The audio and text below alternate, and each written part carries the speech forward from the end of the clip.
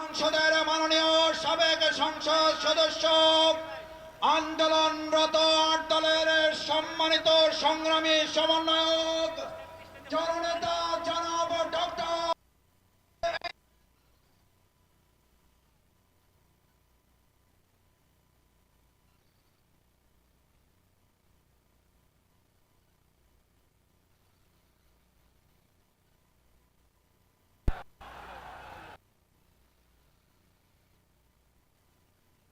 الصلاة والسلام على رسوله الكريم وعلى آله وصحبه أجمعين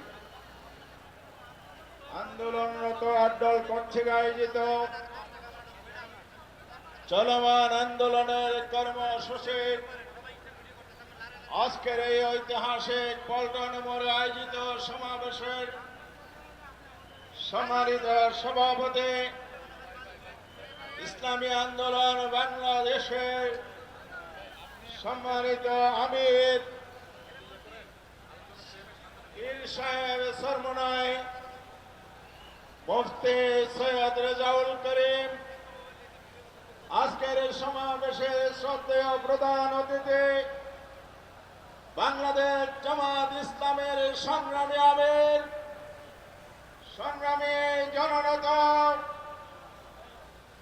আগামী বাংলাদেশ গড়ার স্বপ্নদ্রষ্টা ডক্টর শফিকুর রহমান, বিশেষ অতিথি বাংলাদেশ খেলাফত মজলিসের সংগ্রামী আমির, বিজ্ঞ আলেমে দ্বীন, মজলুম জননেতা আল্লামা মামুনুল হক সহ জাতীয় নেতৃবৃন্দ, সাংবাদিক বন্ধুগণ, সংগ্রামী দেশবাসী, বক্তব্য ইতিমধ্যে আমরা শুনেছি।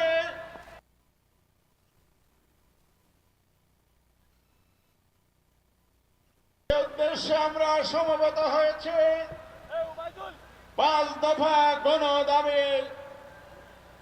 এই দাবির প্রথম হচ্ছে জুলাই সনদের বাস্তবায়ন, তার জন্য অবিলম্বে বাস্তবায়ন আদেশ জারি করতে হবে। যারা সংস্কার চান তাদেরকে এই দাবির সাথে একমত হয়ে জুলাই সনদে আইনি ভিত্তির আদেশ জারিতে বিলম্বের ষড়যন্ত্র পরিহার করতে হবে। এই সনদকে যদি আরো শক্তিশালী করতে হয়, নতুন বাংলাদেশের পথে যাত্রা শুরু করতে হলে সংস্কারের প্রয়োজনে জাতীয় নির্বাচনের আগে গণভোট দিতে হবে। নির্বাচনের আগে গণভোট দেওয়া ছাড়া জুলাই সনদ বাস্তবায়ন সম্ভব নয়, সুষ্ঠু নির্বাচন সম্ভব নয়। এই জন্য আমরা এখানে একত্রিত হয়েছি। আমাদের বন্ধুরা কেউ কেউ বলে সংবিধানে গণভোট নাই। তাদের উদ্দেশ্যে বলতে চাই, ফ্যাসিবাদী আমলে পঞ্চদশ সংশোধনের মাধ্যমে সংবিধানের গণভোট বাতিল করেছিল শেখ হাসিনা তার সরকার। আজকে যারা বলে সংবিধানে